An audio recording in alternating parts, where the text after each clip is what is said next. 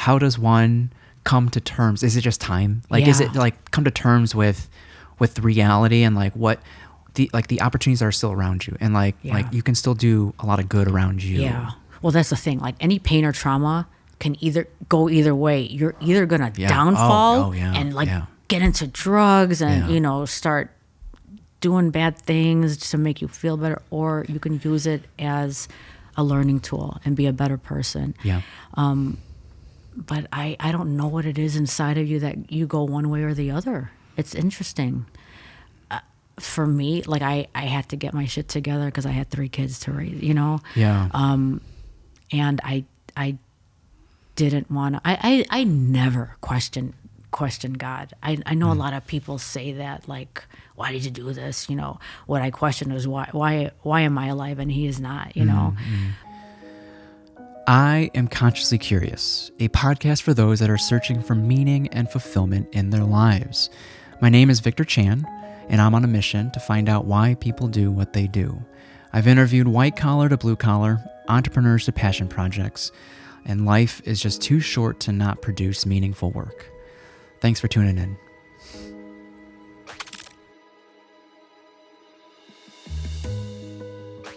Bernie Ambubuyog. Yes. Did I say that right? Yeah. Okay. It's my husband's last name. What a it's an honor. I appreciate you really making the time. I know how busy you are, and on a day that you're reopening the gym, you made the time to come down to the city to chit chat, to yap for a little bit. I know. It's so nice to finally meet you, Victor, in person. That's why I was like, have we met? I feel like we know each other. Yeah. Okay. So I think the first time I became aware of Top Level and Leon and your work was when Jake Jim joined the gym. Oh, yes. So maybe like early 2010s. Yeah. He was transitioning from CrossFit to practicing MMA again. Yeah. And I know he was a big Taekwondo guy. Yeah. And then probably more recently, and when I say recent, this is like June 24th, 2021, you were commentating at the homecoming fight in Rosemont, and Adriel Del Toro was fighting and won that fight. Yes. And I got to meet, is it Yanni? Yanni. Yes, I got to meet Yanni. Yanni. And just how warm, everyone at Top Level was, and how supportive they are for each other. Yeah. And I'm always at the periphery of my of the whole culture, because I don't practice. I don't practice jiu-jitsu. Yeah. I don't practice boxing or Thai. I none of that. I should though, and I guess Victor, you should for sure. When I say I want to, and I tell this to my students too. It's like, well, if you really wanted to, you would, and it's like you would make the time. And so like I'm sure you hear it all the time, like, Bernie, I'm just too busy. Whether it's like people that are subscribed to the gym, members of the gym, and they just you haven't seen them in a while. Like, where have you been? Like, oh, I've just been too busy. Or just someone who always say they want to join and haven't joined. Yeah, I know. Is there anything else you say to them? Well, number one, joining an MMA gym seems so intimidating, I think. So it's not. It depends if you go to the right school, Yeah. Like it's a very huge sense of community. And we have like all walks of life. Like we have doctors, lawyers, and then we have people that work at, fast food places. Yeah. But everybody on the mat is like the same. And it depends on the culture of the school that you go to. But everywhere that I've trained, it's just like I am still in touch with my first instructors. And, I just love everybody I interact with from back then even till now. Like everybody that walks through my door is my family. Like Jake is now teaching at Mac's Gym, but I still love Jake. When we see each other, he still invites me to go there. I went over there for like a fundraiser that they had. Saw that recently. So there's a huge like martial arts community that they just support each other, Yeah. So, if you don't have any aspirations to compete, you have a different line of training. Other people go crazy because they want to be champions. You know what I mean? And that's not for everybody, like in my school in particular, I feel like it's martial arts for everyone. Okay. We have probably 5 to 10%. Like Yanni was a competitor, and then she got a new dog, so she had to stop training because she's like, it's like a baby. She couldn't leave the house. Oh wow. And Adriel became a nurse tech, so he went through that. the other thing with Adriel is like he got head kicked in one of his fights and his mom freaked out. And I agree, like for head injuries. So he started doing jujitsu comps after that. Wow, okay. It is scary. I worry about that. When Leon did a boxing match when he was 12, and my dad was like, he's going to have a head injury. Yeah. And I was like, Dad, he's going to be fine. And then, sure enough, after that, he's like, Mom, the lights are really bothering me. Sure. Yeah. So I was like, oh, sorry, Dad, you were right. But, it's safe training. And then I have, people that had like my own coach, Chris, had so many fights. And I worry about, he did say like he has some forgetfulness and all that stuff. Sure. That, what is that called? Concussion syndrome. Yeah. It's so I don't force my people to fight. Sure. You know what I mean? It's a different, it's, Do you think a lot of students these days are coming from the self-defense angle? Yeah, I think so. That or even just to get fit, and then there's some people that say like, I want to fight, and they have no experience at all. I'm like, you want to fight, you need to be here a lot. Yeah. You can't train for 3 months, three times a week and say that you want to be in the cage. I'm not going to let you do that. Yeah, to give you more insight into my little experience is right as the pandemic was about to take off in the city, I met Idris Redzovic. Oh, yes. Uh-huh. And I got like 1 or 2 sessions, like 6 a.m. sessions, and I met some wonderful people in there. And there was... like 2 isn't enough, like you said. It's just like it was hard to get a grasp of anything, and gosh. I guess I couldn't. So jiu-jitsu in particular, Victor, Yeah, okay. I hated it. Okay. Like I would come in and be like, "Oh my God, please don't get hurt today." But like you keep going, and again, like if you're in a place that you feel safe, and they always have to be. Like before every class, I say, take care of your training partner. Okay. We're not going for the Abu Dhabi trials here. Right. There's no reason to go hard or injure your partner, Yeah. But you can't just sit there and lay like a fish. Mm-hmm. So it is a combat sport. So I do want people to feel how it is to get hit and stuff, but I want everything to be careful. And regardless of that, you may still get injured. Yeah. But like if somebody, like I started, there was no beginners classes I would get thrown in. It's like 99% men, but I kept going, and I'm glad I didn't stop. You know what I mean? Yeah. But so with your 2 sessions where you're like, this is too much. I didn't, not too much, but I guess I didn't have the bandwidth to take on more, like at minimum 3 per week. Like I didn't have that bandwidth. Yeah. And I met some of the guys from Velco because Lawrence Dunning found me this space. Yes, Lawrence. Yes. Lawrence is a true martial artist, I think. And he was on your show. From right? Golden Globe. Yeah. I've helped him produce some of his episodes on his show. Yeah. And we're kindred spirits from the very beginning. Yeah. Lawrence is like best friends with one of my great friends, Christian Reynoso. Yeah, okay. And I met Lawrence through Christian, actually. Wow. A long time ago. I think Lawrence... Another commentator, I think. Yes, Christian, yes. Okay. So Leon had his first MMA fight coming, and we did some cross-training at EKF. Okay. And Lawrence came and sparred with Leon. I don't even know if he remembers that. And like they were going at it, and Christian goes, "Oh, don't worry, he's just a world champion." And like Leon did really well, so I was like, "Thank you, Christian." Yeah, I remember. So that's when I first met Lawrence. That was many years ago. And then, I've kind of seen him go up in the ranks and then, become a father. It's cool. And then who else? Rex Vargas. Oh, Rex, yeah. So I met Rex at the Valco Christmas party one year. Wow. But yeah, I don't know Rex very well, but he's he has his own spot now too. Yeah. That's the second cool. location with Jay. Yeah. So you know Rex well? Yeah. So Rex has been on. He got to share his story because from the outside, all you see how much of a family person he is. Yes. And then he's the jiu-jitsu phenom as well. Yeah. And I just wanted to pick his brain on like, how do you get so good at something so fast? And so what was his advice? It was commitment. Like he kind of slept and breathed jiu-jitsu, and he would meticulously watch videos and take notes and to transcribe what he saw into terms that he could understand. Yeah. And then he would put it in reps next time he was in the gym. Oh yeah, those are the people that become competitors because it was hard for me to get into competition because I was just doing so many things. I was a full-time care manager. I had 3 kids, and then like I'd be at the school every day. And then my kids started teaching since they were 12, 13, and that's what they're doing now still. But, because it was handed to them, I don't know that they feel like they're privileged to do that, Operating like a business is hard in and of itself. Yeah. And they see how hard you grind too. Yeah. I know. But now they love it, for sure. Like Leon, for sure, that's what he does full time. He's like the head instructor there. And Marcus is doing a million other things, but he's like our kids instructor as well. And then my daughter is at Loyola now, for college. So I don't know. I think just, martial arts for sure changed my life. I think it saved my life for sure. Yeah. And like opening our school, that was Paul's dream, Victor. Okay. And I was always like, just teach somewhere. It's really hard to run a business, but that was his dream. And I supported him. And now it's like everything happens for a reason, Yeah. So we opened the school in 2012 with a partner, and then he got diagnosed with a rare cancer in 2015. Yeah. And like nobody really knew what we were going through back then, because we were always, positive in the community to be able to run the school.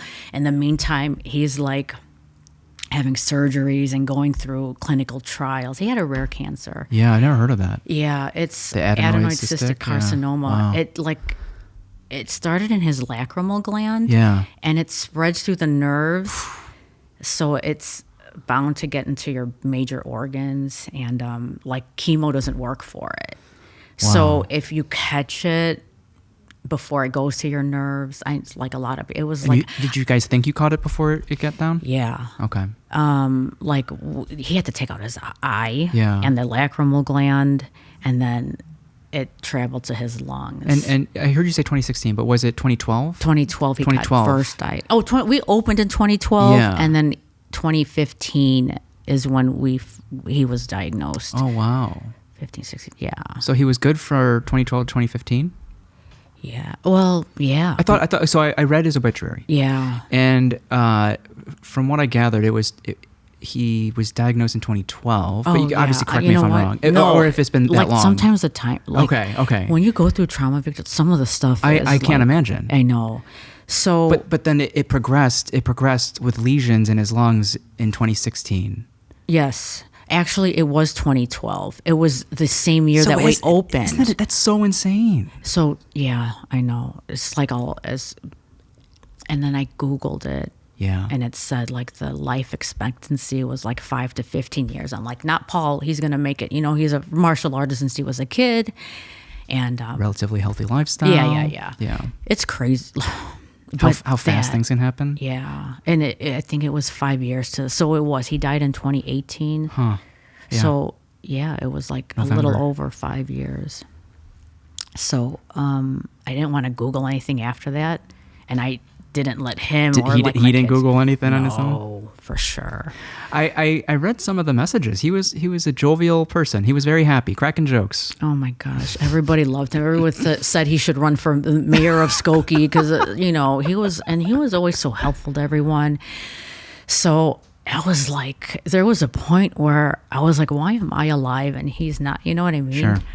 But sorry. No, survivor's guilt. But yeah, oh my God, is that a thing? That's a thing. That's a thing. Oh my God. Like, why not me? Yeah, like why, like everybody loved him. He was so easygoing. Like I'm always a disciplinarian to the kids, you know. Why didn't he?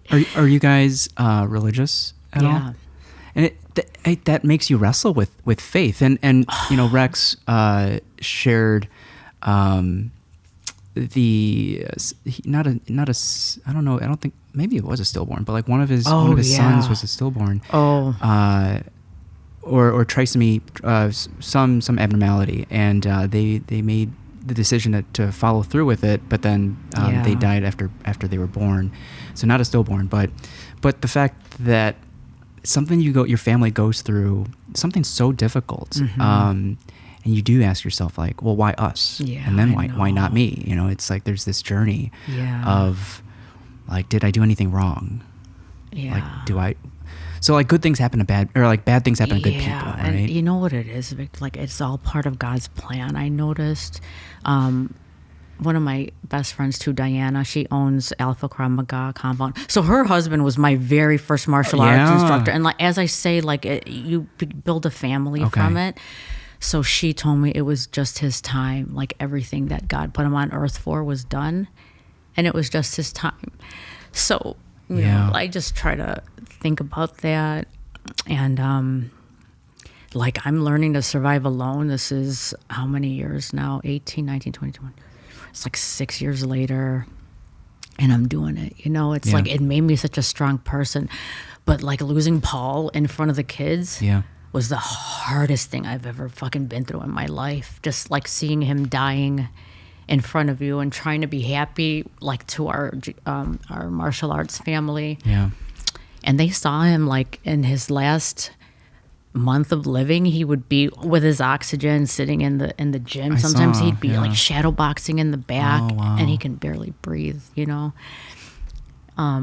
Yeah, he made a little test YouTube video with his nasal cannula. I know. Just testing this video. And but you know, cancer did change him. Like it gave him a lot of anxiety. Oh wow. And you know, I think he was a little bit more like wanting me to stay home and like spend time. And I had so much stuff to do. And like there was a point where I was a little angry and resentful. Like, wow.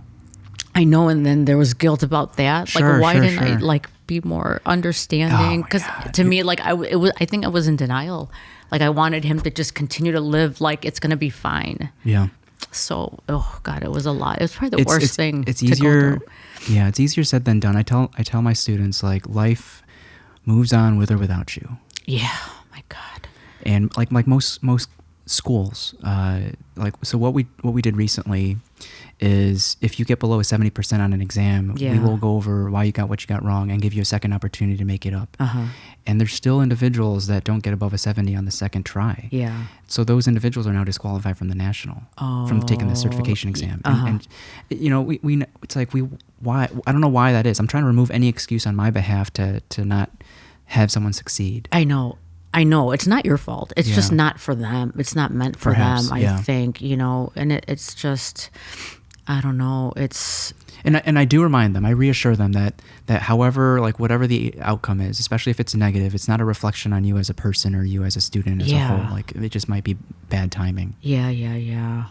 I know, I know people that went to nursing school and stopped because they couldn't pass the classes. Yeah. And I'm like, it's a redirection for you to do something else that's meant for you, I think. Yeah. You know, and that's how I try to take everything in life right now. If something doesn't go the way that I planned it to go, then I just feel like it's like God's will to take me somewhere else that I need to be. Sure. Like people that I meet, I think like everything happens for a reason, Victor. Yeah. I totally believe that. Like, you know, I don't know.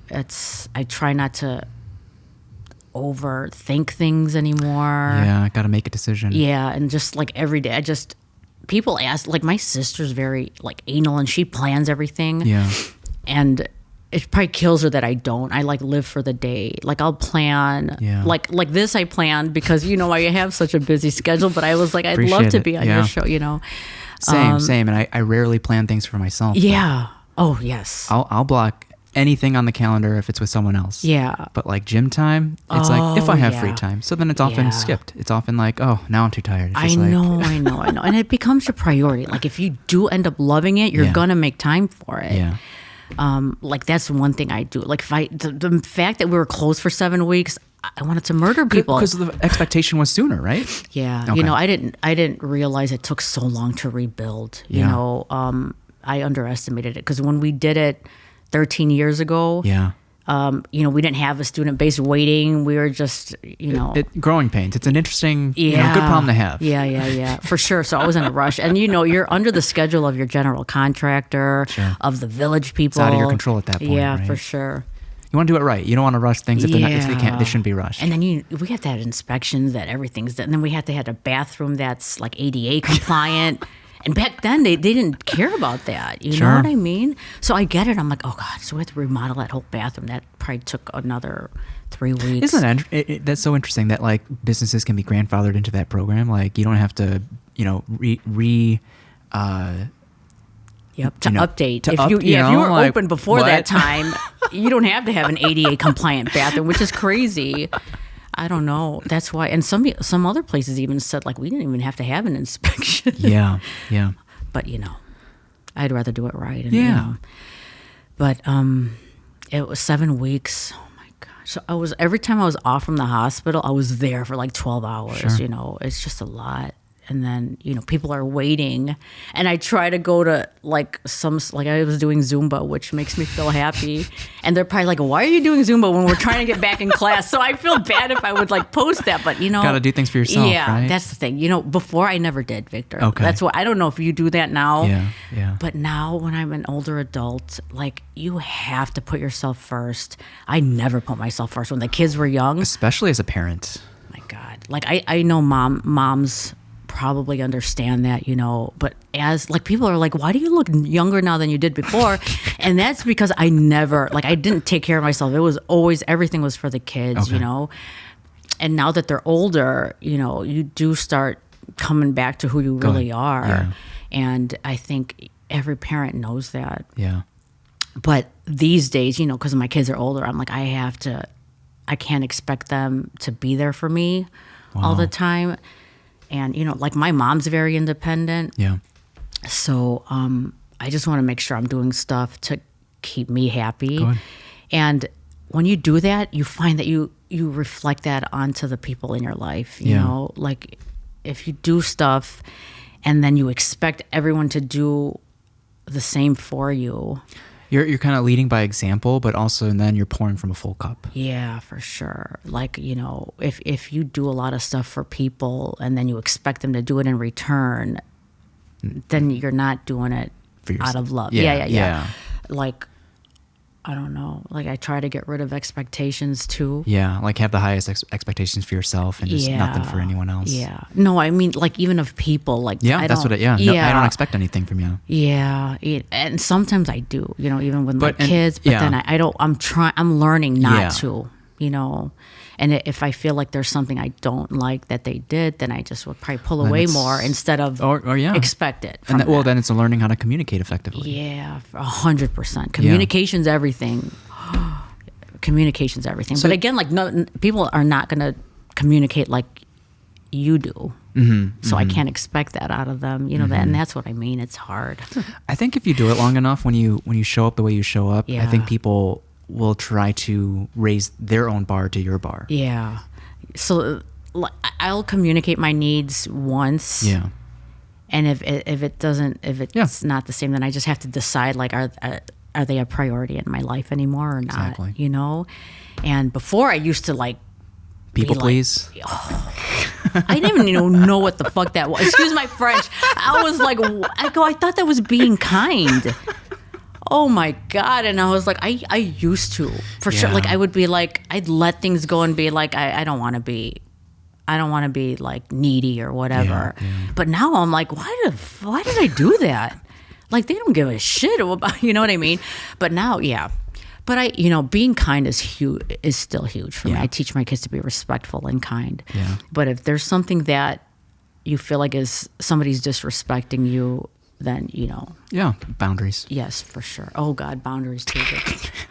if I knew now what I didn't know back then, I don't know. But yeah, people pleasing. Yeah. I don't know if everybody knows what that is, but yeah, it's just like, you're eventually going to try to pour from an empty cup because you're you're stretching so many different directions and then you're so depleted. So what I learned too is like people ask me like, how are you so confident and whatever? And I think the number one thing that makes you confident is authenticity.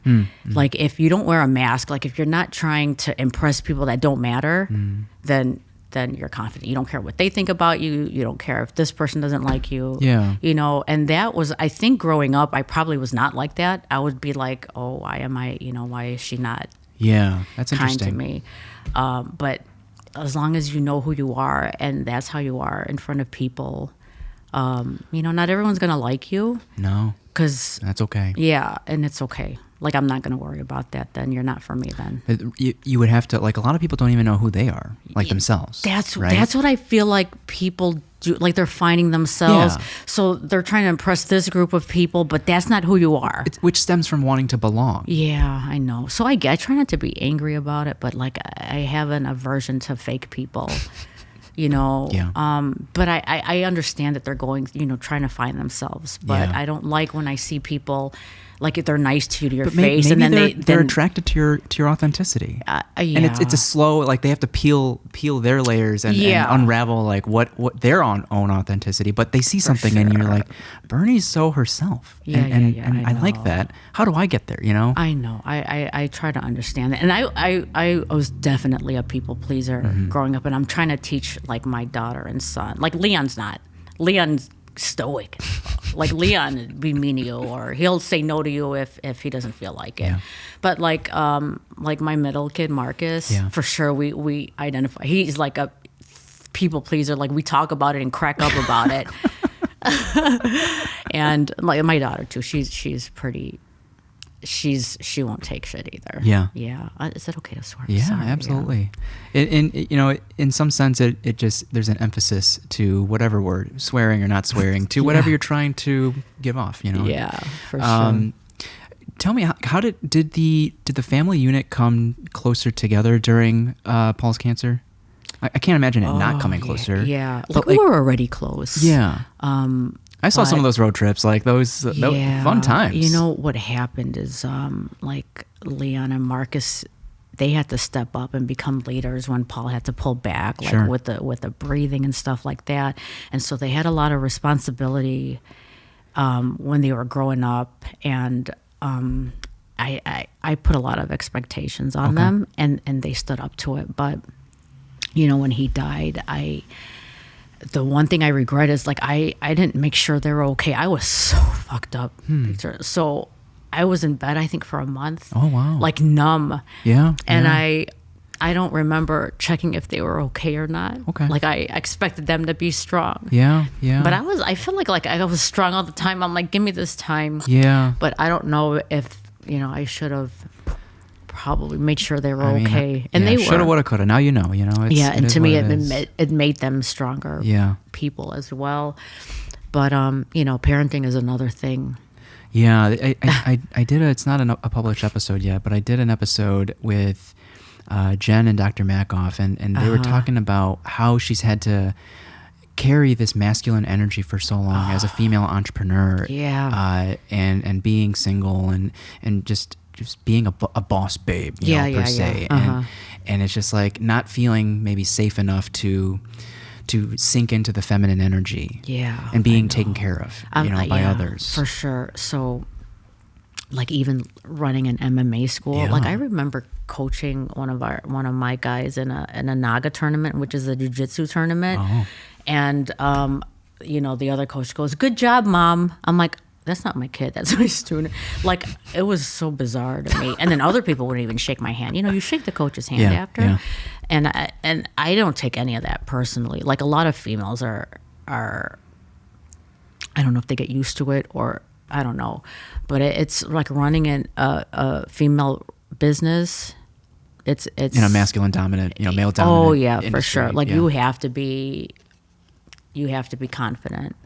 And do you notice the culture shifting slowly? Oh yeah, for sure. Okay. And again, as long as you are genuine to who you are, I think you'll get the respect of people. I try not to be. I'm not trying to be anyone that I'm not. But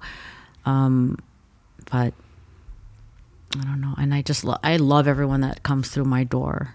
So they're my family. They're leaving a legacy of Paul's dream. So that's important to me, Yeah. And I don't know. Any female that runs a business though, like Taylor Biaggi owns her own school as well.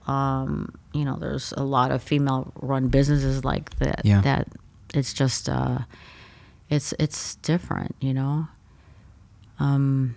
and it's just a blessing that it's my family too. It's different if it's not your family,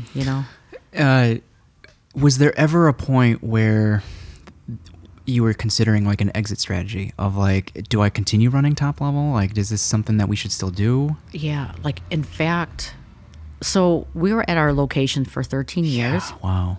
It's funny you should ask that, Victor. They new people bought new owners bought the building, and they had their own plans for it. Yeah. So I knew we had to move and everything. And so like Paul had put the business under me and Leon's name. Wow. So me and Leon, we butt heads a lot. Sure. And I don't know if there's some, I don't know. But there's a lot of things that we disagreed on. Yeah. And there was a point where I was like, I'll open it, you teach somewhere else. Yeah. Or I'll pull back, you find everything. You do this all by Sure. yourself, like, because I felt like unappreciated. Okay. And again, it's like the expectations of giving respect to your mom, Yeah. but it's like a business partner. It's like partner slash parent. It's an interesting dynamic. It is. Like reminiscent of the Redzovic family. Oh, yeah. Like everybody split up. Yeah. And that happened during COVID. And it was probably because of differences of opinion on how to run a business during like rough times, Yep. But there was a point where I was like, this whole thing is to live daddy's legacy. If we're going to fight about anything, then this is not what I want. Yeah. I go, this is supposed to keep us all together, be happy and give you like some purpose in life. Yeah. But, everything works out. And again, communication is key. They're young adults still, and they had to grow up at such a young age. Yeah. So what did Leon study in college? he did kinesiology. Oh, okay. Yeah. So was he trying to go? What was he trying to do? It's like physical therapy or No, I something? think his healthcare, intention was to always come back. To me, was for him to run the school. I see. And I'm grateful that he went to college. Yeah. There's an expectation of Filipinos to go to college. Oh, okay. I mean, I don't know. Like, it's important for you to go to school and stuff like that. So sometimes I think college is a scam. Like, I think like trade school is the way to go. If you have a direction, like if you want to be a doctor, 100%. Yeah. But if you don't know what you're going to do and you're paying $70,000 a year. It's very expensive. It's a very expensive vehicle or vessel to learn about yourself. Yeah. Oh my gosh. That's why I was like, there's kids, because some of my friends went away, they partied, and then they came back and went to a community college, $70,000 in, like their parents. Yeah. But, like my daughter did very well in school, and she, so I support her going. Yeah. But some kids are just like, they're going to go away to Miami. They don't know what they want to do. Yeah. Anyway, but that's another issue about parenting is like, and then I have another. This is another. So one of my black belts who's been with us since he was a kid, Rafi, right? He told me like his mom couldn't afford for him to go to college. Oh, wow. So he did not go to DePaul. He had to go to Wright College because she couldn't afford. And I understand. She was a single mom as well. Yeah. And so he did straight A's at Wright College and got that paid for. So it made him like stronger and more responsible. Now he's a CPA, he's an accountant. He owns amazing. 2 buildings. So that's what I mean. Like if you don't go through hardship, you're not as strong of a person, I think. Like I think any pain or hardship definitely gives you character. Yeah. And people that are spoiled or, their parents kind of coddle them, I think they're going to have a hard time as adults sometimes, Well, we're seeing that through the pandemic generation. People that spent all 4 years of high school or college with an online lecture and easier quizzes, like online, remote learning, and you're missing that interaction. You're missing how to deal with difficult people. Yeah, for sure. So I'm a psych nurse, so I never had to stop working through the pandemic. There was a lot of college kids that came. They were depressed. They were suicidal. Wow. It was rough. A lot of people lost their businesses, so they came in. They were depressed. So the pandemic was. I have like PTSD from it. Like we had to close for 2 months. The I think. unit. Our school. Yeah. And of course, our loyal people stuck with us. But there was a point where we had to cut off people paying because they're not training, 100%. So I felt blessed that we were able to survive through that. Like I know a couple people that had to close their school, but those times were crazy. So I didn't even have a break. Like people are like, whoa, no work, but like the whole remote thing, like they're doing a lot of psychiatric telehealth. Yeah. Really? And Okay. it's convenient for people that probably can't drive, but like I don't like There's it. there's that company, that online therapy company, BetterHelp. BetterHelp. Yeah. I think people love it. If you're used to that, Yeah. but like doing class, we did Zoom classes, which is ridiculous. Yeah. During yeah. our, just to keep people engaged. Oh, for sure. Yeah. Yeah. You're being creative. You're trying to keep the doors open. Yeah. Yeah. And it was good to see them, interacting and stuff, but just, I can't believe that's going to be in the history books of like my grandkids growing up, Gosh. I'm working on a side project to the podcast. It's adjacent to the podcast. It's helping people record meaningful dialogue with their loved ones, whether it's a parent, grandparent, child, or partner. Oh, that's amazing. Can you imagine if Leon was sitting across from you and you got to and this could be, and I would want the first 10 people to allow me to make it, not the whole episode public, but create a 10-second or like 30-second Instagram clip. Yeah. But I would deliver it on a thumb drive and you would keep it and pass it down. Oh my God. Have you done that already? I have. The offer's open. If you and Leon or you and whoever wants to catch up and chop it up in a recorded dialogue, I would be happy to hold the space for you guys.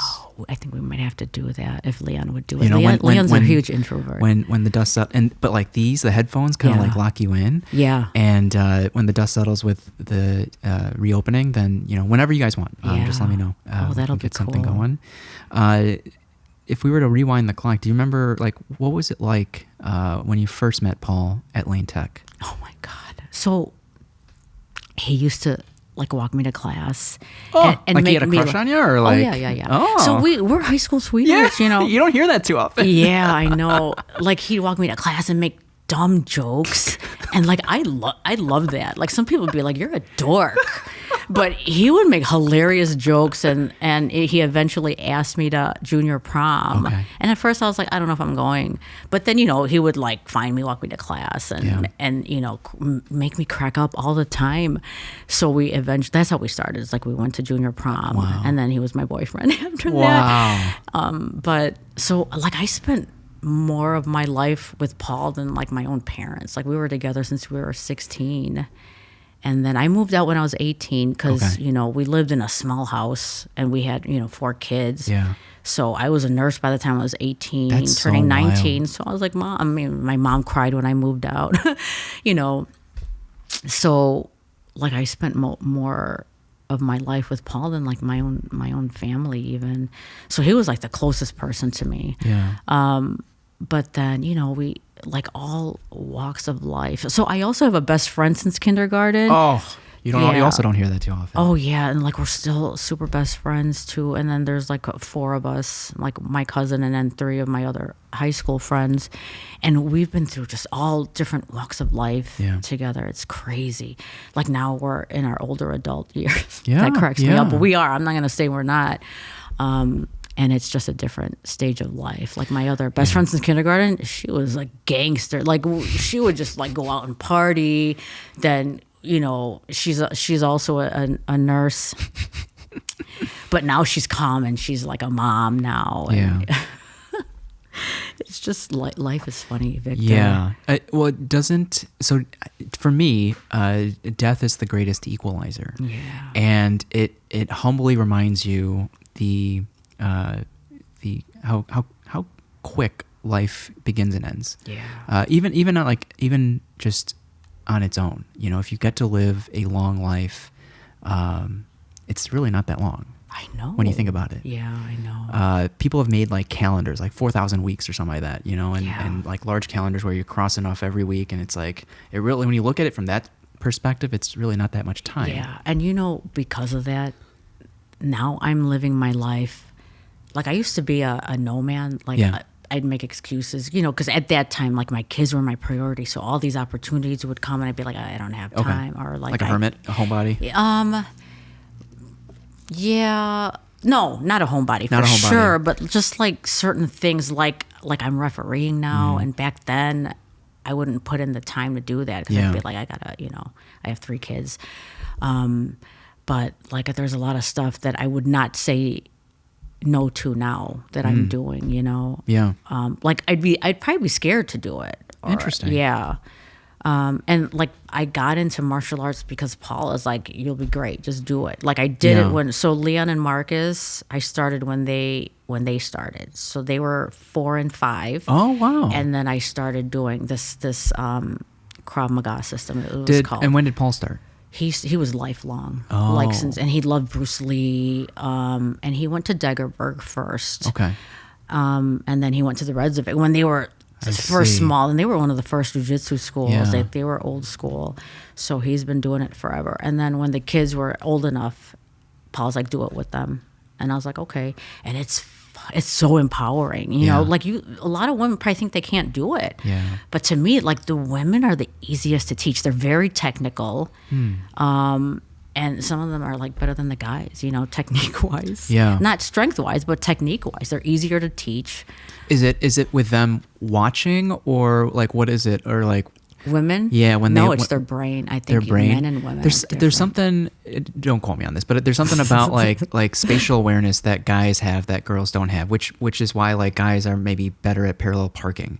Oh, but I'm curious, what is it about a girl's brain that allows them to pick up, you know, something like fighting or jujitsu? So like, you know, there's an element of brawling versus you know, good technique and fighting. They understand the good technique, whereas I think some guys are more focused on winning or dominating. I don't know, not everybody, but I think there's an aspect of being technical that you need to be a good fighter. And women just learn that. The attention to detail, maybe. Yes, exactly, for sure.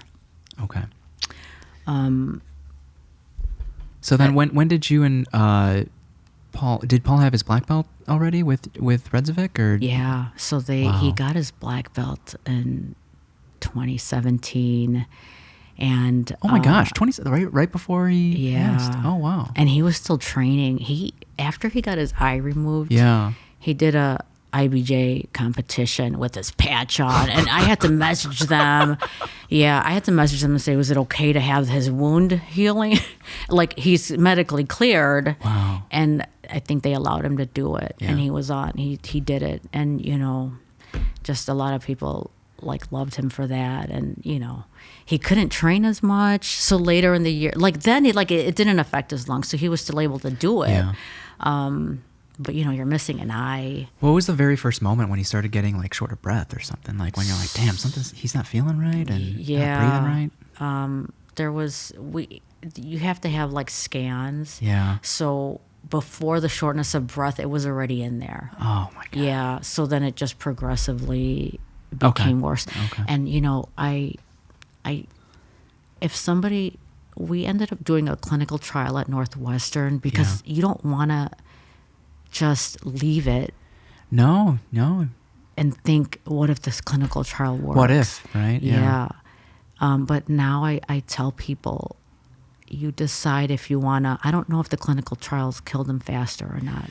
See, and that's hard, right? Yeah. You won't know. Yeah. Right? So I tell people, if you want a quality of life without getting sick, if you know you're ending, decide if you're going to do that or not, you know. But there's this element of, what if it works for him and it prolongs his life? So it's so hard. I have a cousin that's going through it now. And they're young too, in their 40s, Victor. When I was a nurse in nursing school, this was many years ago. So I was 19, like 25 years ago, even more. So you lose track of how old you are.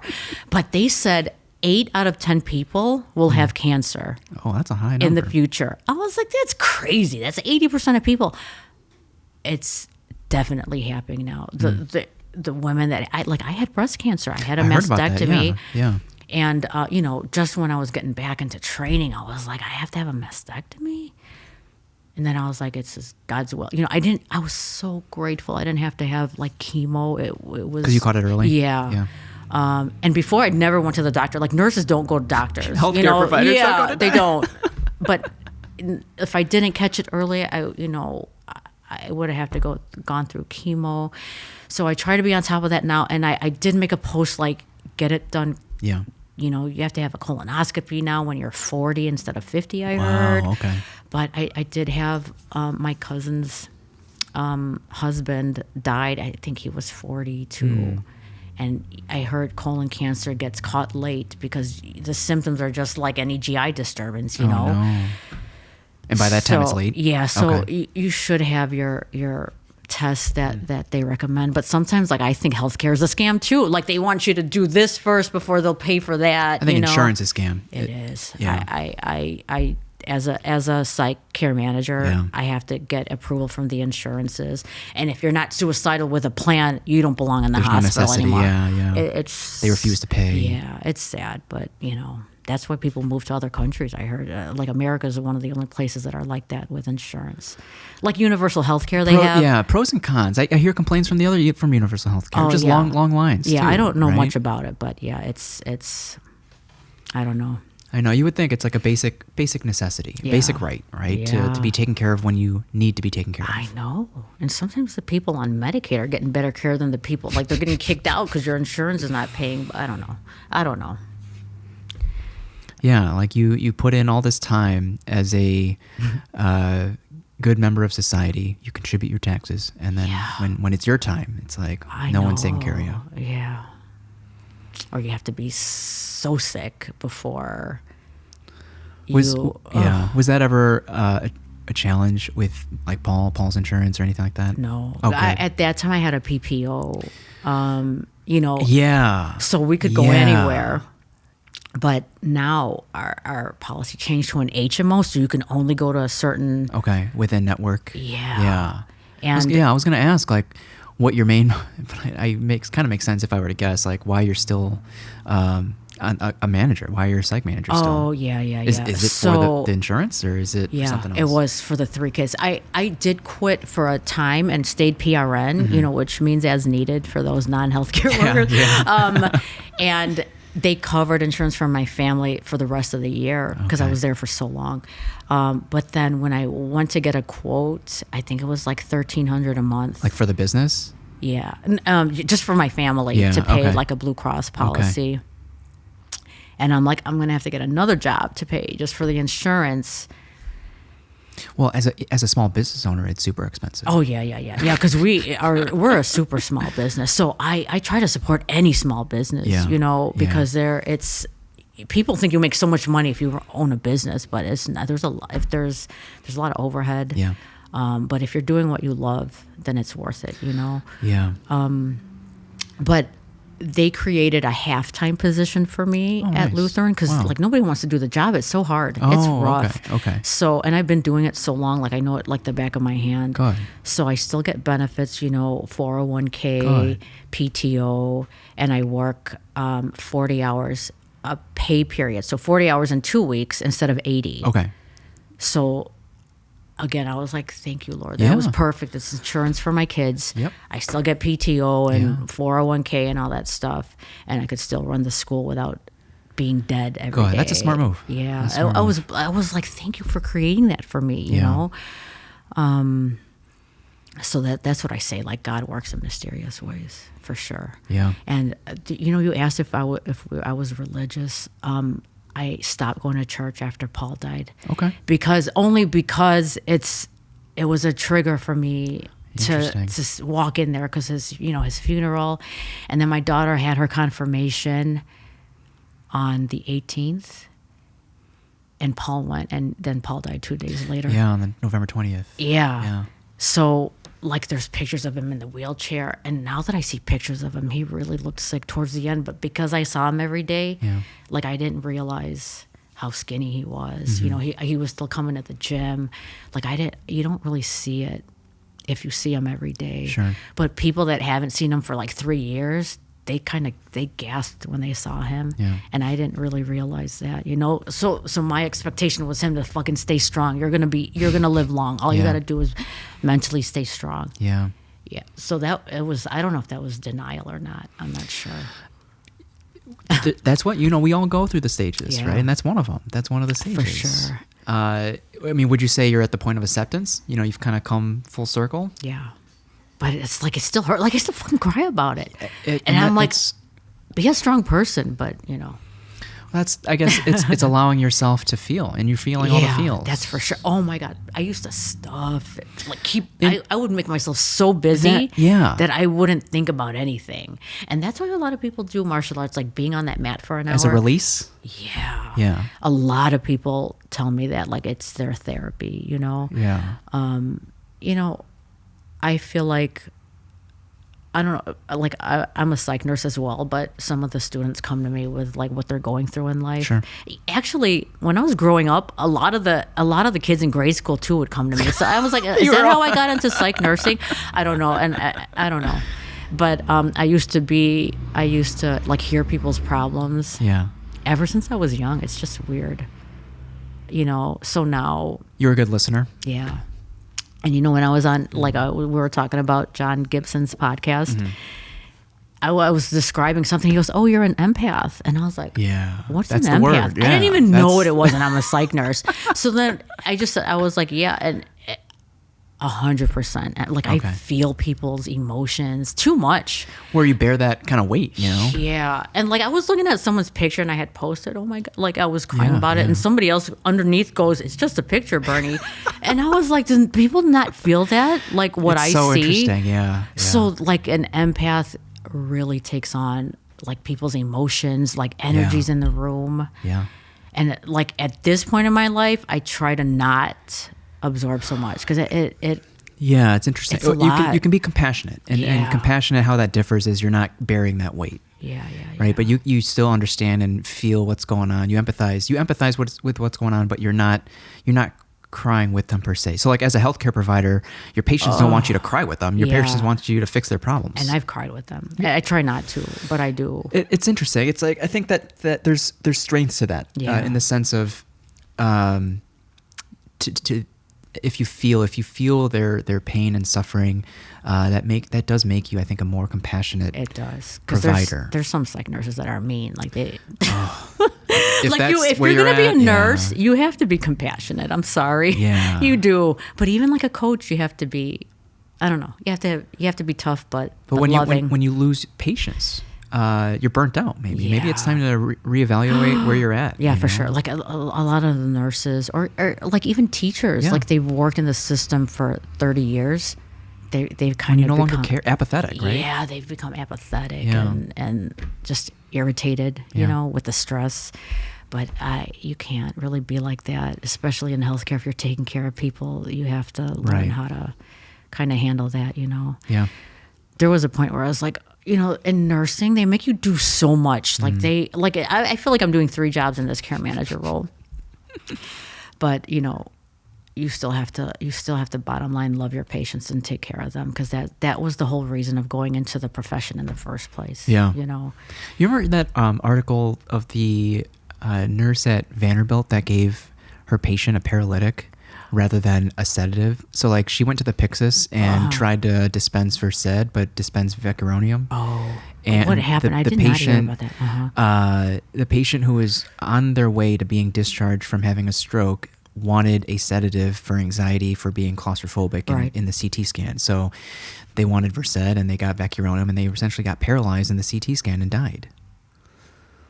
So then the family sued the nurse, and I don't know if she ever had jail time, but she definitely lost her license. Oh yeah, for sure. That's a huge. But, you know, and getting your nursing degree and license at that time, like, I felt like, was that the Wild Wild West? You know, it's just like, or do you think times like today, from the shortage, or, I don't know, like lack of help, it puts you in a position to bypass the, you know, red flags that the Pyxis should give you, and your nurse to patient ratio is a lot wider. Yeah, so they do a lot of checks with like medication like that, but sometimes you're so busy. This is what I mean. Like, there's an element of practicing safely. Yeah. But when you have like 7 patients and you're getting an admission and patients acting out, going in restraints, you have to chart that before in a certain time. You're going to be like, oh, I'm grabbing that medicine. You know what I mean? Yeah. It's just like mistakes like that happen There's all the time. There's a lot of pressure from above to get the job done. And like if I was that nurse, I would be devastated. You know, I'm sure. That's traumatic, you know? But I could see how it could happen. Like if you're so busy and like the patient wants to leave or whatever happened. Yeah. Oh my gosh. As a healthcare provider, what were your initial thoughts when you felt the lump in the breast? Oh. Because I was hospitalized over Thanksgiving for a bowel obstruction. Oh my God. And I was there for a week because my bowels weren't waking up. So Yeah. they wouldn't discharge me until they started waking up. And so, but like as a healthcare provider, like I waited 3 days because I thought I could fix it on my own. Yep. I couldn't fix it on my own. And I submitted to the process. I'm like, okay, I will go to the ER. Oh my gosh, that I was just like, Is this fine, really I'll it? have it done. Yeah, I'll have a whatever. And Did you have options? Like, was it just nothing? it or was very mastectomy, small. Or? Okay. No, you can have a lumpectomy and then radiation. Oh. But I was young. I'm like, take it all out, because they told me if you take it all the breast tissue out, you don't have to have the breast exams anymore that everybody hates. Oh yeah, yeah. What are those called? Mammograms. Mammograms. Yeah. This old lady brain, Victor, or like too much on my mind. Mammograms. If I take it all out, and I was like, take it out. You know what I mean? So like my mom got the same thing I got 2 years ago, and now she's it's crazy. This is what I mean. Like 8 out of 10 people. Yeah. My sister-in-law, my brother's wife. Okay. You know, she doesn't have big boobs. You know, there's Yeah. no risk factors at Right. all. She got it Wow. like 10 years ago. And the statistic kept coming back in my head. Sure. Like Paul, her, Yeah. Paul's dad had something towards the end. Like he passed away fast. Okay. Otherwise, he was healthy, like walking to church every day. Oh my God! So the statistic really stuck to my head. It was becoming true, truer and truer. Whether it's a small cancer or not. Yeah. You know, so I'm trying to teach my kids and myself to live every day like I could die tomorrow. Yeah. That was my point about saying like taking opportunities that I normally would be afraid to do. I'm gonna do it. Yeah. Because I don't want to live in regret anymore. Okay. I don't want to Exactly, wait yeah. for something Yeah. that I say I'll do it later because it might not come later. You're or I squeezing might all the be juice dead. out of life. Yeah, for sure. yeah. Like if I die tomorrow, I'm happy. You'd be happy, yeah. Like right now, my main purpose is to make sure my kids are okay. If I Yeah. die tomorrow, my kids are okay. Part of that was keeping the school, Yeah. you know, and just doing things to make me happy. 100%. Yeah, for sure. You said there was a time when you spent more time with Paul than your own family. Oh, yeah. Has that brought the rest of your family closer then? Yeah, with cancer scares or the death, like my mom's so independent. She's older now. Yeah. Like she's gonna be 80, and there's times where she calls and I'm irritated. Oh yeah. Because they just want to talk, like they have less things to do, and so I try not to. And then I'm like, "Oh, Mom, I gotta go. I'm doing a million things." Yeah. And that's what I had a conversation with my sister about it. I was like, "If Mom calls, can you please answer? Because It's we don't getting know how closer much and closer. longer." Yeah. Yeah. And I go, like when my kids ignore my call, like I feel bad. I go, so imagine Mom, she doesn't ask much of us at all. Yeah. So while she's alive, like, can you just talk to her? Like she's just calling probably to say hi, and try not to be so irritated, Yeah. how it is with parents. It's a lot. Sometimes it just takes passing of a loved one or cancer scare to realize that, unfortunately. Yeah. Like we're so lucky. She's, she's funny. She still goes to Costco. I was cracking up. She still goes to Costco and carries those freaking 40-pack water bottles. And, Really? Yeah. That's like 20 pounds. That's like, I know. Yeah. And she, that's why I was like, those are the things like I'm trying to be more mindful of. More patient with, right? Yeah. Especially because like when the kids ignore my calls, I'm like, they don't love me, or like I'm not important, and I know I am, but that trickle down effect of developing gratitude for the sacrifice your parents made because you yourself became a parent. Yeah. But then like we have the same problems or issues that when our kids are, and when I say kids, like I don't have kids yet, but like they're not picking up the phone. It's just like, well, yeah. I know. How does your mom feel? Yeah. Are your parents still alive? They are. Yeah, I got to see them yesterday. We went out for dinner. It was my birthday on Thursday. Oh yeah, happy belated birthday. Thanks. Yeah, I'm 35 now. 35. So the 30s have been the best decade so far. Yeah. But I keep asking everyone who's a lot older and wiser, does it get better? Do the decades get better? So I was 20 something, and there was this nurse at work. She's like, the best time. She was like 60. The best time of my life was in my 40s. I was like, 40s? You're so old. That's so old. I was like 23 maybe. I go 40. I'm gonna be like, but 40s is definitely the best time. Like, you're wiser. You've been through so much, and if you take care of yourself, then it will be the best time of your life. But if you're like unhealthy and like you're in a bad relationship, it's not going to be the best time of your life, But like 35, I still feel like I didn't know as much as I did. That's so interesting. Yeah, so it will be better. I feel like you will thrive too, because you're doing so much at 35. Yeah. Are you gonna have kids? Are you married, right? We're married, yeah. Going on almost 2 years married, and trying for kids. Yeah. But yeah, we're ready to build a family. So life changes when you have kids, by the way. Yeah.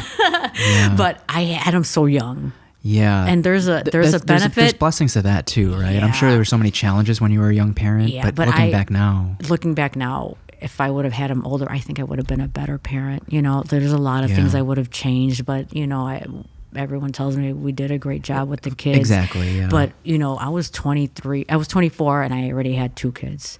And I definitely matured, but Paul did not until he was like 30. Interesting. Boys mature later anyway. But like after we had a more, when I was 30, like Paul, he was so much more responsible. Interesting. And it's funny, like when I was younger, I did want to say I want to be done by the time I'm 30. Yeah. Which is weird. It like worked out that way. Oh, okay. Because all my kids were accidents. None of them were planned. I tell them that all the time. How many kids can say that they get to spend so much time with their parent, And like when you're in it, you're like, oh, I'm like there, like with her all the time. But like, not many kids can say that. Yeah. So 2 of my best friends, the 5 that I say, 3 of us had them young, and 2 of them had them later, like 38, and they're phenomenal parents. That's why I say we probably would have been better parents. Like if you're older because you're wiser, you got all the partying out of you. Like me and Paul still partied. Yeah. And then, they went to their grandparents for the weekend. But then when you have them young, you grow up with them. Like we trained, Leon was my training partner for a long time. Wow. When he was young, and we were into jiu-jitsu.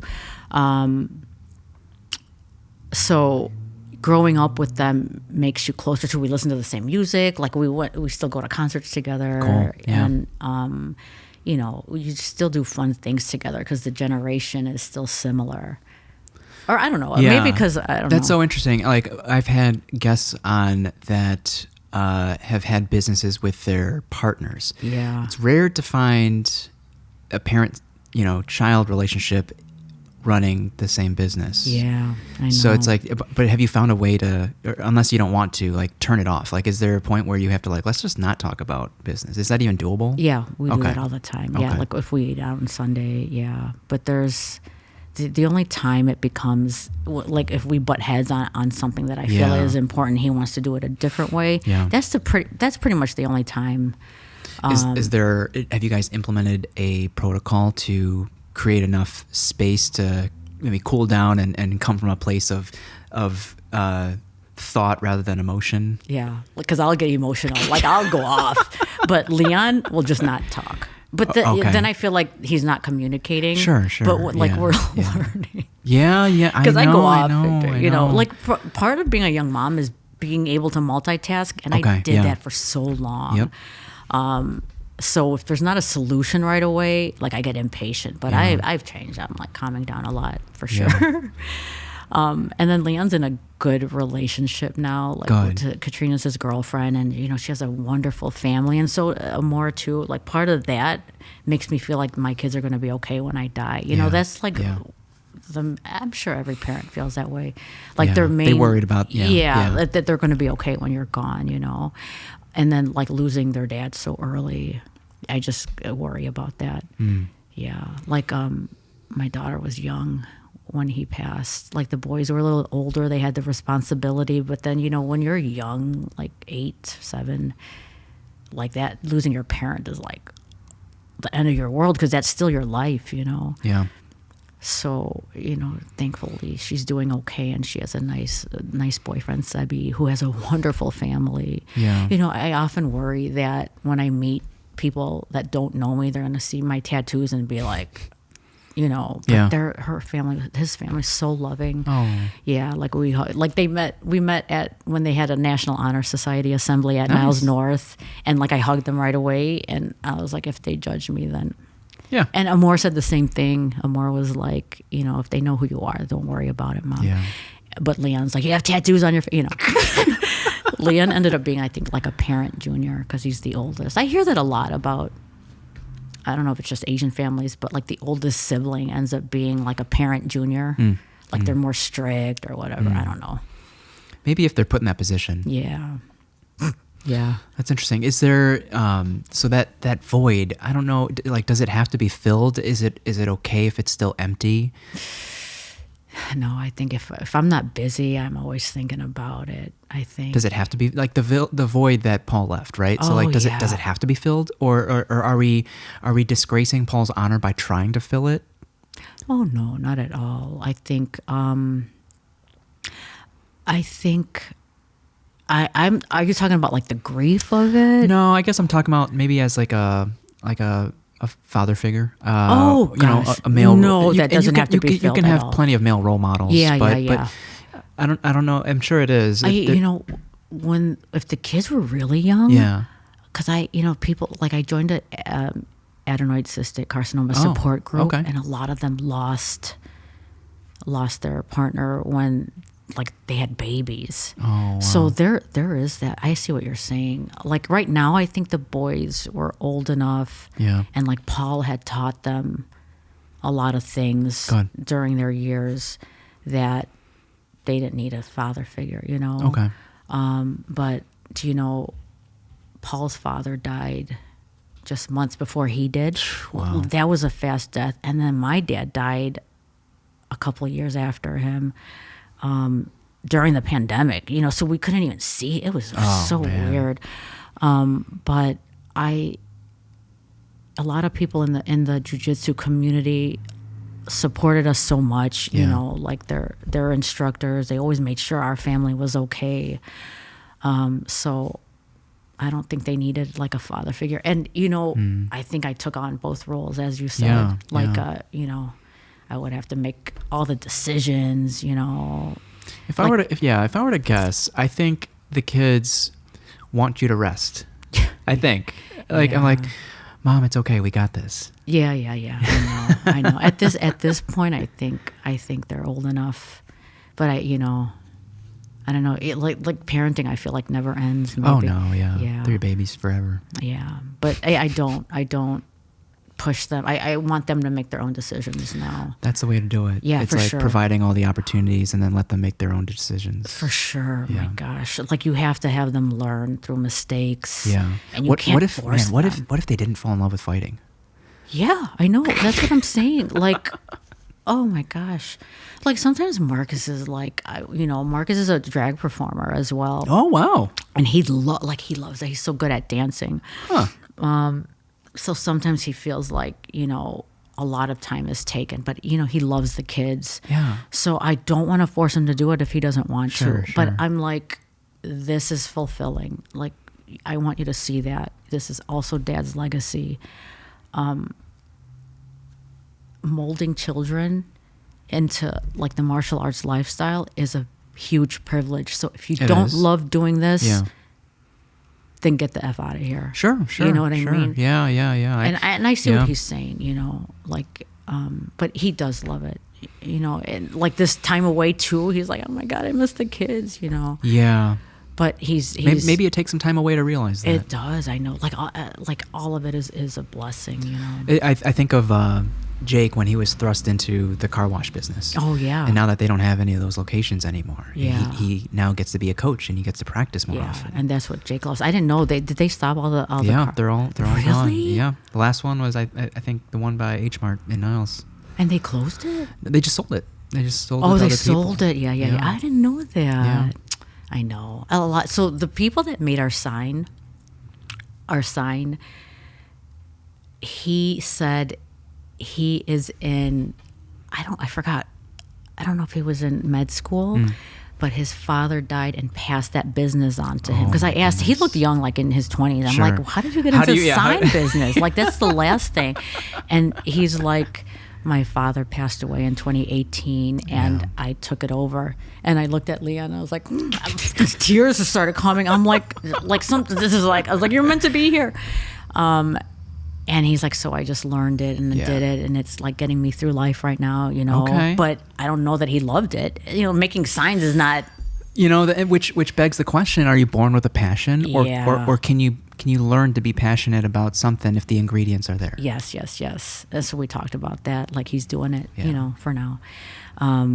But there's also people that their parents, like, they run a construction business, but they don't want to do that physical work. You know, they want to be like a social worker, right, and make less than what you're. You know what I mean? Yeah.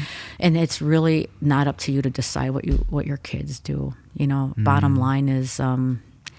Despite how meaningful that legacy might be, like I wonder, they can probably honor Paul in many other ways. Perhaps, right? I know. Yeah. But like, as far as like Marcus going to college, like I think like Paul's mom's like, when are you going back to school? And I was just like,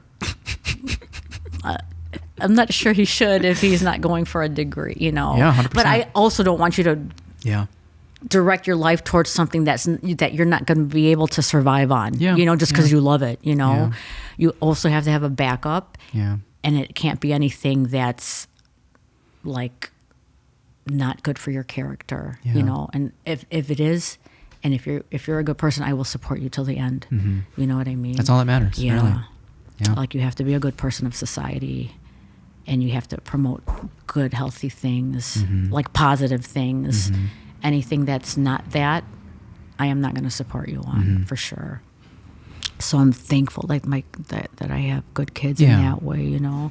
Like, a lot of people have this stigma with a drag performer, you know, and sometimes I see it, I'm like, oh my God, it's like too sexual, you know what I mean? Sure. And he's not, so I'm grateful for that. Okay. He's like a performer, you know. Yeah. But I just say, you know, make sure you're teaching kids. You got to make sure. And he's like, I know, Mom. Like, so I don't worry about it. Okay. You know what I mean? Maybe parents have expressed, I don't know if other parents know about it. Yeah, but they do. And I'm so grateful. Yeah. And that's why I say it's important for you to, you know, to be a good role model. Yeah. And you can't do things that are like not good for children. There's just, you know, there's no need to sexualize anything in the gym, right? Yes, for sure. Yeah. But even like as a performer, if you think you have to do that to get more popular, then I don't want you to do it. If that's not who you are. Do it because you want to do it, don't you? Yeah, if that's not who you are, for sure, you know.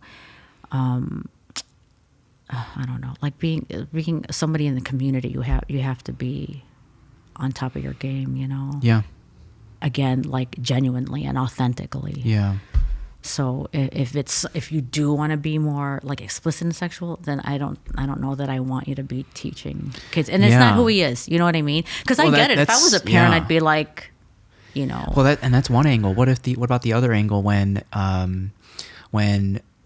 student comes out as like non-binary or transgender, then other parents get word and like, I don't want this student with my student, with my kid. Yeah, I'm surprised it doesn't happen more often, but there's a lot of schools that are very welcoming to the LGBTQ community, and other schools are just like, you know. I mean, if anything, that community needs the self-defense, teachings more than others. Yeah, for sure. I know. I actually did a commentary for the World's Gay Boxing Championship. Okay. And meeting the fighters, oh my God, Victor, it's so emotional because they say they were bullied growing up. Yeah. They didn't understand. And, you know, there's this whole thing with transgender athletes. And I do agree, like, men are stronger than women physically. Yeah. So there's an element of fairness that people are questioning. But this competition, like, I saw them, you know, they were amazing and they do the same grind as any other athlete.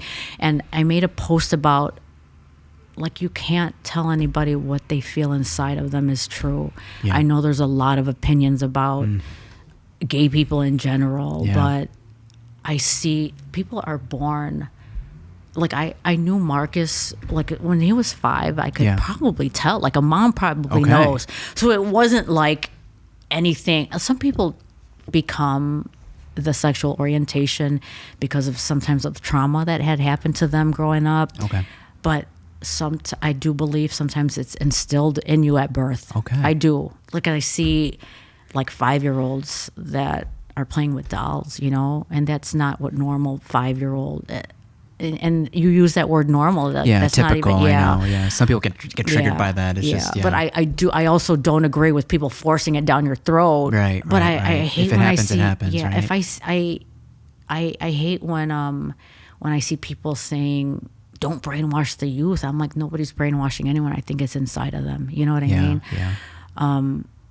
I think if you don't see it in your own family, then you have a different opinion of it. It's why are they so reactive to it? Yeah. Is there something inside them that's, right? you know, it's like that's being triggered by it? Why do you hate them so much? Like, are they bothering you? They're scared. Yeah. Why are they so scared? I know. And when I mean like shove it down your throat, like when there's like somebody who's gay who's just like, I'm not a he. You know what I mean? Yeah. Or like, don't be angry. It's just natural. That's how, you know, you just have to remind us, or, you know, don't take it personally if somebody calls you like what your gender was at birth. Right. Like, don't be angry. Yeah. You know, like I support them. No, yeah. But intention goes a long way. Yeah. We have a small discussion about that, especially as a healthcare provider. Yeah. Referring to someone, like asking for someone's gender at birth. Yeah. But being respectful of their, you know, gender at the moment. Yeah. Yeah. I mean, it's what you have to navigate it as a healthcare provider, but you know, and then just be a human being. Just be respectful. You know, I know, like that love is love thing. Yeah, it's so hurtful when I see people like angry about. I don't know. So I try to stay away from it. With that, do you think there's going to be a separate category for competing? I'm not sure. In combat sports, like you can't deny the bone structure and the musculature of a male athlete. Yeah, right? I do see the controversy of it. Yeah. And I don't know what the solution is. There's not enough transgenders to compete with each other. Oh, you know is there what I not? mean? Okay. I don't think there is. Wow. Okay. There's like there was that MMA Fallon Fox, who was male to female. Okay. And I think she won. I don't remember, but I briefly saw it, and then I don't want to get from immersed in it. Was that the one? She was an MMA fighter. Oh, okay. Oh, there was an Olympic right, there was a boxer, right? Yeah. But I feel like I'm gonna get. But with that one, I don't think she was transgender. I think she was still female. I might be. I know. It was something weird. Like they thought she was male to female, but she was female. Yeah, she was female. Yeah. People were claiming that she was trans. Yeah, I don't know that whole story either, but I did. It comes across very interesting. Yeah, I know. But again, like as an empath, I try not to. You hear about the Trump pulling, you know, trans out of the military. Oh. It's just like if they want to fight, you know, it's like, yeah. Are they not good soldiers? You know? I know that. But if they're not a good soldier, not because they're trans, but if they're not a good, I don't know. It's just like, don't be in the military. Yeah, but if you're wanting to serve the country, it's like, why are you stopping someone from wanting to serve? I know. I the whole Trump thing. There's so much. Like even like in your friends or acquaintance circle, people are pretty divided. Opinion, it's kind of crazy. So again, like politics too, Victor, I try to stay away from. It's interesting. It's like stay away in the sense of like I still want to understand. That's the thing. I want to understand. I feel bad because then I'm not informed. Why do you think the way you think? You know, why do you align with the way you align? You know? Yeah, but like I have this. I'm very non-judgmental as much as that's probably why I became a psych nurse. I don't know. But people are like, why are you friends with that person so and so? They, you know, and I'm like, they're nice people to me. Like I don't see like right? They never did anything to me to take the time. Take like spending an hour with someone. Yeah, we don't do that anymore. Yeah, I know. Oh my gosh. But or like if you're something people like if you're a cop, like I automatically don't like you, and I'm like, right. We've trained with a lot of wonderful cops who's helped my family a lot. You know, like I'm not gonna not be their good friend because you know it's just crazy. It's like you really just have to Like you can acknowledge, like specifically with the cops, like you can acknowledge that there are bad cops, but Yeah. you can also acknowledge that there are great cops. Well, yeah, and like, I know. Like to cancel the cops altogether, I like that's not know. realistic. I know. Like I see that a lot, you know. It's just, I try to instill that in my kids too, but yeah. sometimes the generation I see is like, Typically, extremes of anything are not good. I know. Yeah. Yeah. So that's why I say like life is funny. you gotta make sure you know who you are inside. Yeah. For sure. And like live true to yourself.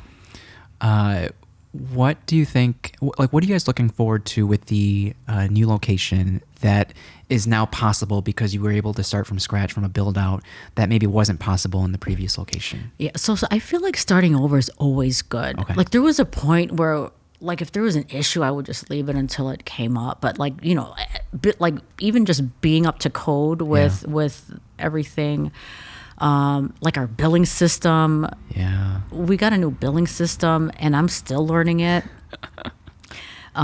It's just and people like that are training but haven't paid. Yeah, and you gotta hound people down. Yeah, I don't want to do that because like I do it because I know it, like I want people to be able to be there. Yeah, to live a good lifestyle. But you know, like some of my mentors, like Adam's, like, did you raise your prices yet? Like there is a business aspect of it that you have to survive, that you have to comply. Similar with. To artists. Yeah. It's tough to be a business person. So just being on top of that. Great. You know, I have to be more on top of that. Okay. And then I do want to listen to what Leon wants more of me. Oh, and okay. I hope he does the same for me. Sure, you know? sure.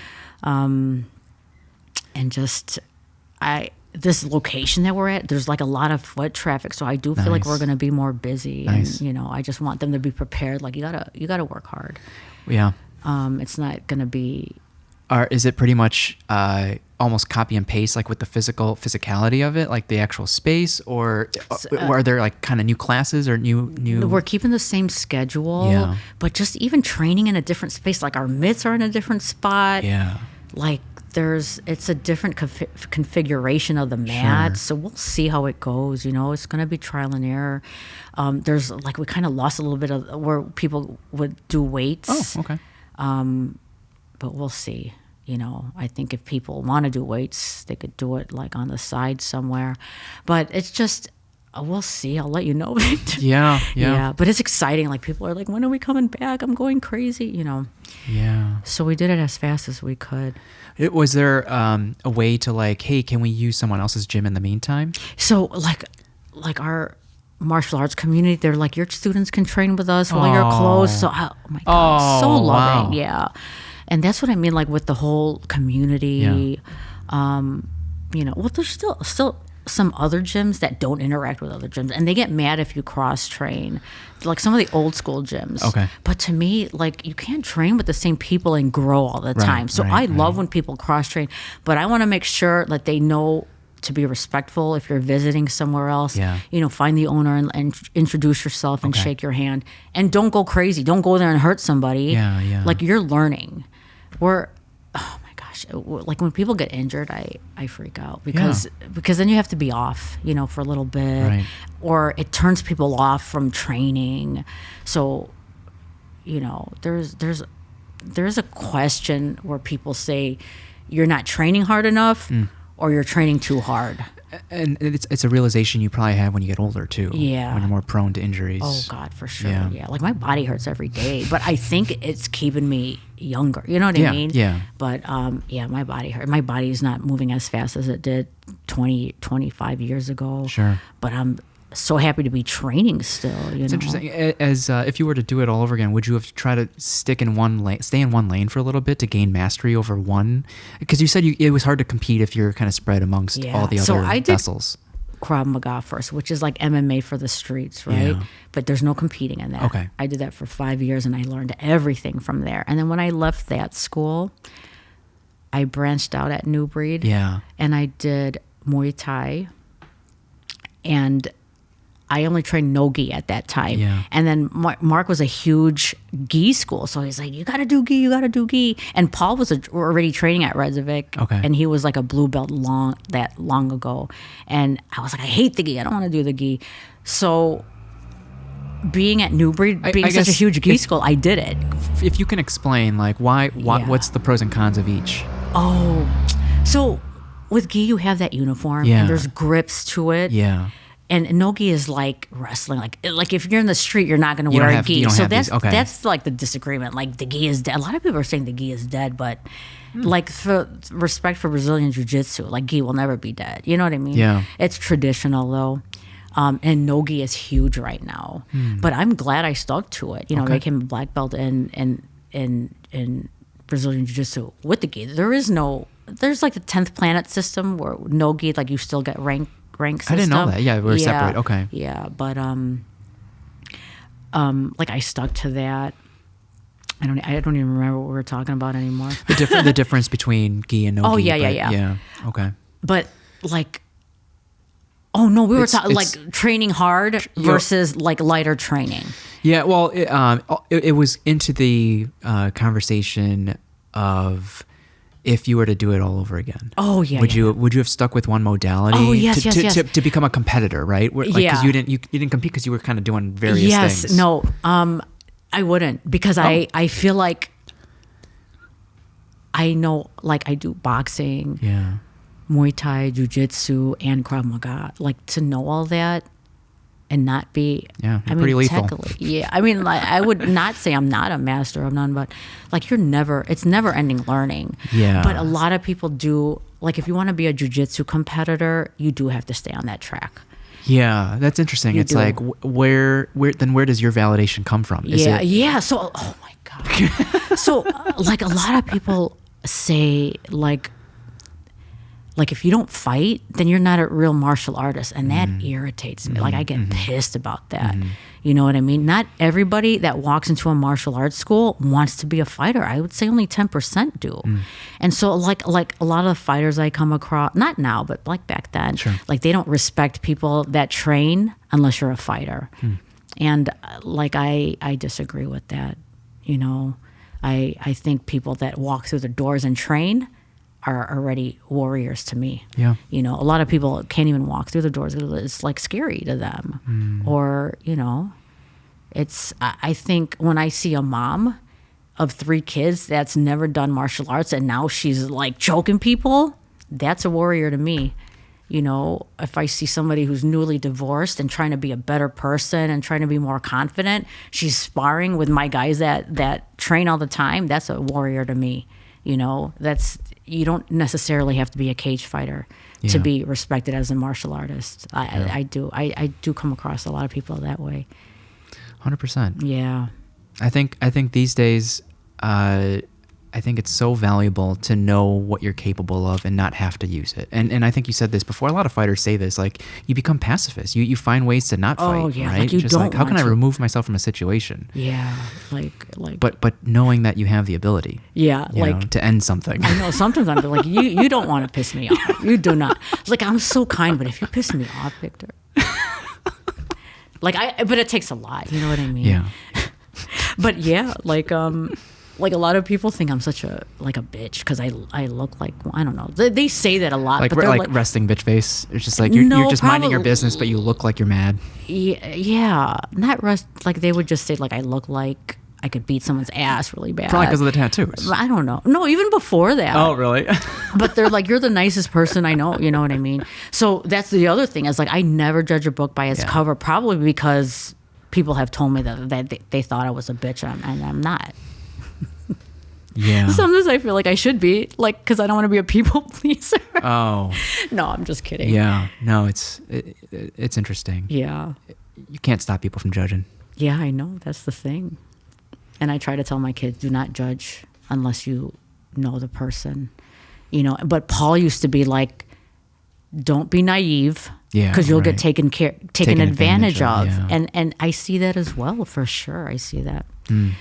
So there's just, you know, a fine line of learning. And again, like I just feel like the kids are going to learn through their mistakes. Yeah, yeah. So what's the grand opening looking like today? So we're not having like our grand opening party yet, Okay. but we wanted to make sure, like once the village okayed for us to open, Yeah. that we get everyone back in Kind of like classes. kind of like a It's a soft soft opening? opening. Okay, Yeah. cool. So like everybody that's been with us is going to be able to come Awesome. back. Yeah. So Leon had class at 12, and then we'll be there for the kids class. Great. At 5, and then our regular classes. So I'm going to hug everybody that walks Oh, in the door. I'm sure, yeah. And then, there's already people asking, like, when are you opening? I want to join. So, like, we have to get ready for that. And I'm working at the hospital tomorrow, too. So it's not it's remote anymore? You're in person at the hospital? Oh, yeah. I've always been in geez. person. We don't do remote at all. Oh, wow. Yeah. So, that's... It's still it's more admin, though? It's not as clinical? So... I'm a care manager. So there's a assistant clinical manager who like takes care of the staff. Okay. I'm the care manager who looks at like the doctor's notes, like get insurance authorizations, and then help with discharge planning to get them out of there. You know. Yeah. So it's admin in that way, but I don't like do evaluations with the other nurses. Sure, I would never want to do that. It's terrible. How many people, if you were to guess, like are repeat patients in the unit? Oh, multiple. Oh, there's a lot. What's the root cause then? Like, how do we fix this epidemic? Well, a lot of it is like they have the chronic mental illness, like schizophrenics, but then just life in general. People that have very bad coping skills need to come back in. They don't have a support system, despite like a group home or something like that. Yeah, like a limited support system is huge. But then I see people coming back that have loving parents or a loving husband or a loving wife. It's just life, Yeah. Like I feel like everyone should probably see a therapist. Yeah. Whether you're healthy or not, because like life in itself is difficult, whether you have any hardship or not. Right. But a lot of it also stems from like parenting. How you grew up. Was your parents there for you too much or too little? Or did you have trauma in your life? It's interesting. I don't deny it was real, but there was like my youngest patient as an EMT was like, she was going to an in unit at 11 years old. And I'm like, really? Like, what are you experiencing? I know. Yeah. I know. Did you like know her history? It was like she depression. being abused? Yeah, I know. There's in nursing school, there's no way I could have worked on the kids psych unit because it was too sad for me. Like there's an 11-year-old or a 6-year-old taking these big Depakote pills. I'm like, I can't do it. Because also you're dealing with their parents who are freaking out or are the problem of why they're in there. And not all the time. Sometimes it's also like genetic, But like I think being supportive of your kids is a huge factor in how they're going to be in their adult years. But at the same time, you got to let them learn on their own, You got to guide them ever so much. But if you do everything for them, they're not going to succeed as an adult. 100%. Yeah, hardship, right? Yeah. I on Thursday, I had this one student that told me that she's been struggling. She was born in Palestine. And so to hear how like the ceasefire has ended and Palestine's getting bombed again. So it's just like she couldn't make it to her clinical rotations because of how distraught she was. Oh, yeah, I know. And it's such a interesting but tough conversation to have, to tell someone that you still have a lot of good you can do within your control. Yeah. To tell someone that like focus on what's in your control. It's like that's like a slap in the face to someone, I know. And it's just like, but like we're here. Do you want to go there? Like it's like so easy from an outsider's perspective to say that, like get your shit together, Just like and I try to say it as nurturing as possible, and but it doesn't hit. Guilt, like Victor? Like I see that too. Yeah. Oh, it's survivor's guilt. Like she's like, I'm over here. I was born in Palestine. Yeah, and to I hear have what's all these going on. opportunities here, and my people are dying. I know. Yeah. That's very true for sure. And so, like when you said you were in bed for about a month, like how does one come to terms? Is it just time? Like, is it like come to terms with the reality and like what the opportunities are still around you, and like you can still do a lot of good around you. Yeah. Well, that's the thing. Like any pain or trauma can either go either way. You're either gonna downfall and get into drugs and start doing bad things to make you feel better, or you can use it as a learning tool and be a better person. Yeah. But I don't know what it is inside of you that you go one way or the other. It's interesting. for me, like I had to get my shit together because I had 3 kids to raise, you know? Yeah.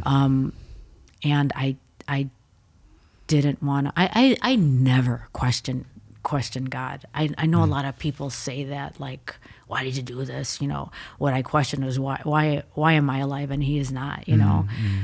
But I do feel like everything that he does is meant to guide me into where I'm supposed to be in life. Sure. It's just, so I try not to take. Interesting. So it was a sense of responsibility initially. Did you ever get a sense of hope? No, like after I did what I had honest. to do, I'd probably go home. and like cry more and be like, you know, like feel nauseated and like then see memories of him. Sure. I don't know. I don't know if grief ever passes. Sure. We never did like professional counseling. Never as a group? No, I felt like I should have probably put the kids in it, but I don't know if like the Asian community doesn't do. I don't know. No, definitely not.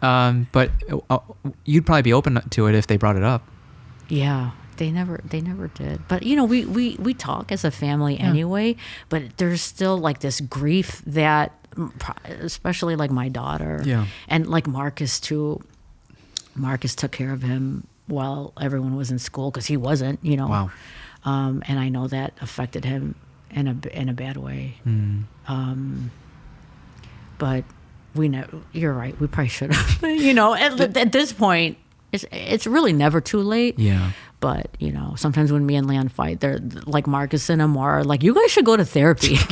And I was like, "Oh, this is me. I'm a psych nurse. I don't need to go to therapy." You know, it's that mentality too. Yeah, I mean, I say the same for like therapists, right? Yeah. Therapists need their own therapists. Right, yeah, I know. And then sometimes I'm like, they're going through shit. How are you a good therapist? Yeah. But, you know, you do separate your professional life from your personal life. Yeah. Yeah. But you also have to practice what you preach. Otherwise, the whole like genuine authenticity thing is not real. Congruency, yeah. And it just makes you question yourself, you know? Yeah. Well, Brian, I don't want to take too much of your time. I appreciate you coming on. It was an honor meeting you, chatting with you. I'm so happy to meet you, Victor. Yeah. I'm still crying. You're doing amazing things. I'm so happy that you guys got this next location, and just like this theme of resilience and perseverance rings throughout the family. Yeah. And there's no doubt, you know, Paul is looking down. Yeah, for right? sure. No doubt. Where can people find you if they're not following you already? Oh, so our new location is still in Niles at 9110 Golf. My handle for Instagram is we have our gym, Top Level MMA, or my personal is Lee Marks Mimi, which is Leon, Marcus, and Amor. I don't know if anyone knows that. You've said it. I only know that because I've listened to previous episodes. Yeah. So that's Lee Marks Mimi. And then I'm still on Facebook too, if people are still using Facebook. Sounds good. Yeah. But Victor, if you ever want to train, you have to come visit. Yeah. For sure. I know you're doing a million great things as well, but it's a stress reliever. Yeah. Do you do anything to relieve stress? Yeah, we my wife and I go to a gym. And that's so good. we do like make it there periodically, but I love the practicality of MMA and just self-defense. Yeah, for sure. Yeah. I saw Henner's new course, the Gracie Medical Defense for like healthcare providers. It's like a 5-day 9-to-5 type course in Torrance, California. I didn't even know they had that. They created the safe wrap technique after I think George Floyd with like 2 providers to 1 patient, no chokeholds, no joint locks, and my next iteration of this, I'd love to have a jiu-jitsu gym alongside a pizza shop inside this EMT class. Yeah. So people can roll, people can grab, have a study session with pizza in a coffee shop. Yeah. So I'm a big dreamer. You have such that entrepreneur mind. Yeah. But I think my advice for everyone is you have to do a trial at a school that's going to fit your goals and personality and your mindset. You don't want to be at a place that's going to force you to do stuff that's not what you signed up for. Yeah. And that's only felt through trials. Yeah, for sure. I think so. Okay. Like just like with people, like personalities are. Yeah. You got to vibe. Like with therapists, you got to vibe with your therapist. 100%. Yeah. So the same thing with the school. You just got to try it out. Thanks. Yeah. So you made it easy. Like, so if when I am in the area, I mean, I know Jake's in Niles. So the only reason I go is to Niles is Jake or PETA and now maybe top level. How do you know Jake? Jake and I went to college together. Oh yeah. And we would take, if you look on the photo on the wall, like Jake and I, he wasn't on that specific trip, but we would go on annual road trips. Yes, I see. That's how I know you. Like when I see Jake's memories or pictures. Jake and I, we're good buddies, crazy best places. friends. Yeah. Oh my God. So I'm very lucky to call Jake. We lived together. We lived together in Andersonville for about a year, and I consider his family my second family. Yeah. The Weiss family, and I photographed his brother Jordan's wedding. Oh my gosh. So it's like they're my brothers. Yeah. So Jake trained with me for a few years, and I loved him. Like I felt like I knew him too because he had mutual friends, and I knew he did taekwondo. But when I met him, it's like I think if you could kind of feel like I feel like I know you, and I'm very comfortable with you. But there's like certain vibes of other people where. Sure. Yeah. I mean, but when you first meet, I don't know, depends who he's talking to, but like Jake, he doesn't talk a lot. No, I know. But if you get him in the right situation and talk about something he wants to talk about, like he will not shut up. Like, he'll get the t-shirt off his back and give it to you. Yeah. And his loyalty to wherever he trains at, it's crazy. Yeah. Whether it's Max or when he's I at know top he's teaching level. at like 2 other places now too. So I'm glad he's doing what he loves. I didn't realize. Congratulations, Jake, that they sold their car wash shop. Yeah. That just reminded me of like falling into something you might not necessarily want to do. Yeah. Right. And he was good at it. You know, he'd be out there with the torch, like defrosting the frozen quarter machines. Yeah, I know. And so shout out Jake. Thank you for bringing us together. Yes, thank you, Jake. But Bernie, till next time. Yes, thank you. Take care.